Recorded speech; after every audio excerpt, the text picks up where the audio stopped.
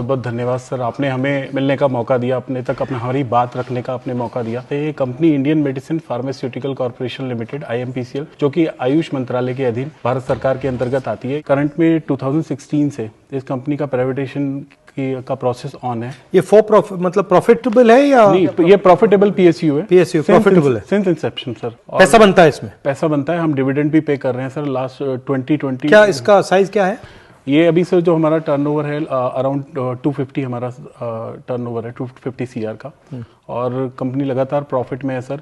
हमारे कितने लोग काम करते हैं इसमें? हमारी कंपनी में लगभग 100 से ज़्यादा डायरेक्ट एम्प्लॉयज़ हैं, हमारे एम्प्लॉय काम करते हैं, 350 लेबर है, और लगभग 5000 लोग किसान हमसे जुड़े हुए हैं। हमारे ऊपर जिनकी रोजी रोटी चलती है वो हमें गौमूत्र, कंडा, बहुत तरीके की जड़ी बूटियाँ जो वो कलेक्शन करते हैं फॉरेस्ट से, वो देते हैं, और उसके बाद हम उन्हें आगे प्रोसेस करके मेडिसिन बनाते हैं। अभी मिनिस्ट्री ऑफ आयुष की एक लौती कंपनी है जो प्रॉफिटेबल है, PSU है, और आज ये कंपनी का डिसइन्वेस्टमेंट हो रहा है, सेकंड स्टेज बिडिंग में आ गई है।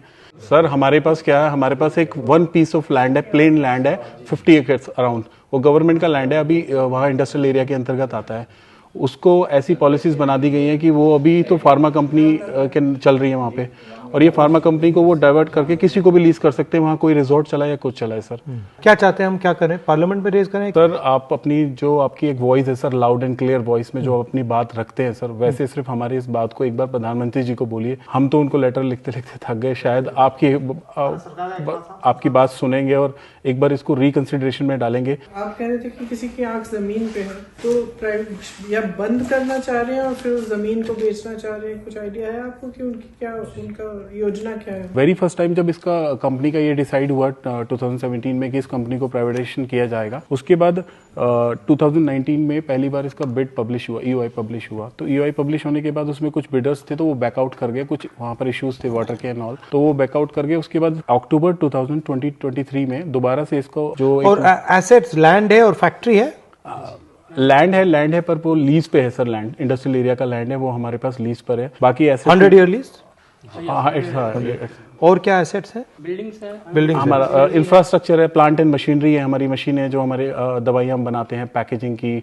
IMPCL ये कंपनी ही सिर्फ इसलिए जानी जाती है कि ये अपनी क्वालिटी से आज तक इसने जीता है, और पैरेलली कभी लॉस में भी नहीं गई है सर। प्रॉफिट मेकिंग है, सारे एम्प्लॉयज़ की सैलरी कंपनी खुद अर्न करती है, और खुद अपनी सैलरी हम डिस्ट्रीब्यूट करते हैं। हम कभी गवर्नमेंट से कोई फंड नहीं लेते, जो गवर्नमेंट ने देना वो उनकी मर्जी है, वो कुछ इन्वेस्ट करना चाहे करें। बेसिकली पब्लिक सेक्टर को दे रहे हैं, मतलब बांट रहे हैं। हिंदुस्तान के जो एसेट्स हैं उनको बांटा जा रहा है। आप अगर एक बार गो थ्रू, ठीक है, विल लुक इनटू इट। हाँ, थैंक यू वेरी मच।